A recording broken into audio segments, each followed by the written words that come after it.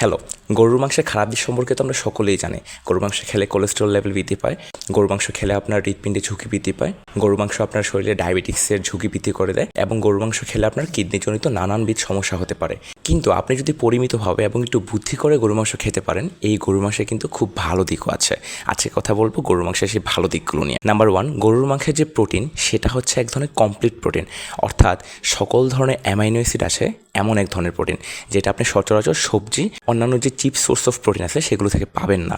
হয়তোবা ওই সবগুলো খাবারকে একত্র করে আপনাকে ওই কমপ্লিট প্রোটিনটা ক্রিয়েট করতে হবে। কিন্তু গরুর মাংস হচ্ছে এমন এক ধরনের খাবার যেটা হচ্ছে এক ধরনের কমপ্লিট প্রোটিন এবং যেখান থেকে আপনি সকল ধরনের অ্যামাইনো অ্যাসিড পাবেন, যার ফলে আপনার শরীরে যেই জিনিসগুলো প্রোটিন দিয়ে তৈরি সেই জিনিসগুলো খুব সুন্দরভাবে রিবিল্ড হয়। যেমন উদাহরণ হিসেবে বলা যেতে পারে আপনার মাসেল। নাম্বার 2, গরুর মাংসে বেশ ভালো পরিমাণে আয়রন পাওয়া যায় যা আপনার শরীরে হিমোগ্লোবিন বৃদ্ধি করতে সাহায্য করে, অর্থাৎ রক্তের পরিমাণ বৃদ্ধি করতে সাহায্য করে। নাম্বার 3, গরুর মাংসে আছে ভিটামিন B12 যা আপনার স্নায়ু ও মস্তিষ্ককে সুস্থ রাখতে সাহায্য করে। নাম্বার 4, গরুর মাংসে আছে জিঙ্ক, যেই জিঙ্ক আপনার শরীরে রোগ প্রতিরোধ ক্ষমতা বৃদ্ধি করতে সাহায্য করে। সুতরাং আপনি যদি গরুর মাংসের চর্বির দিকটাকে বাদ দিয়ে খেতে পারেন এবং তা যদি হয় আপনার শরীরের ওজন অথবা আপনার শরীরের গঠনের যেই সুষম পরিমাণ, তাহলে গরুর মাংসের খারাপ দিকগুলো বাদ দিয়ে গরুর মাংস আপনার শরীরে খুব ভালো দিকও আনতে পারে।